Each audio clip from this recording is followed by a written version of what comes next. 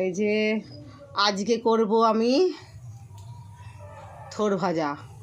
কীভাবে থোড়টাকে ভাজলে খুব সুন্দর লাগে খেতে, সেই থোড় ভাজা করেই আজকে আমি দেখাবো। এই জন্যে আমি এই থোড়গুলোকে সরু সরু করে কেটে, দেখো সরু সরু সরু করে কেটে ধুয়ে বেছে রেখেছি।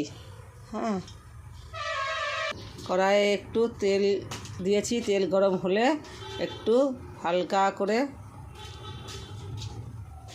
কালো জিরে ফোড়ন দিয়েছি। এবার আমি থোড়গুলোকে দিয়ে দেবো এর মধ্যে।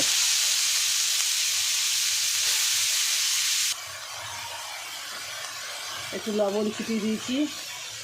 লবণটা হচ্ছে তোমাদের পরিমাণ মতো নিবা, যে যে যেরকম খাবে লবণ সেরকম লবণ দিবা। তবে থোড়ে বেশি লবণ থাকে না, থোড়ে বেশি লবণ দিলে লবণটা বেশি হয়ে যায়, অল্প একটু লবণ দিলেও বেশি হয়ে যায়। থোড়ে সবসময় চাইবে থোড়ে লবণ অল্প দিতে। কটা কাঁচা লঙ্কা ছিঁড়ে দিলাম, একটু ঝাল ঝাল না হলে ভালো লাগে না কোনো কিছুই। তোমরা চাইলে শুকনো লঙ্কা ফোড়ন দিয়েও করতে পারতা, কিন্তু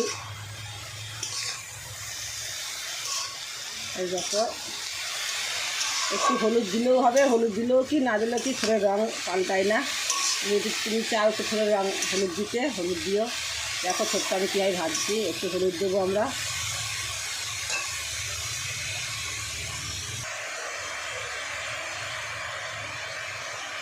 এই যে আমি একটু থোড়ে একটু হলুদ দিয়ে নিলাম।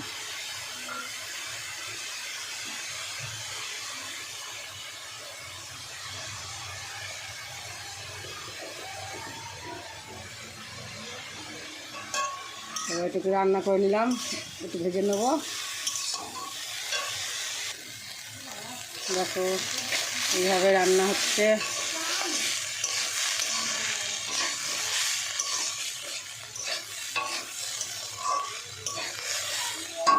বেশি ঘন ঘন নাড়লে ভেঙে ভেঙে যাবে, আমি ঘন ঘন নাড়বো না।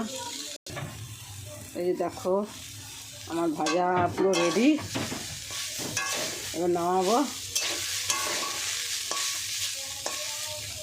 রেসিপিটা কেমন হলো জানাবা তোমরা। এই দেখো আমার রান্না পুরো কমপ্লিট হয়ে গেছে, তোমরা বলো কেমন হয়েছে।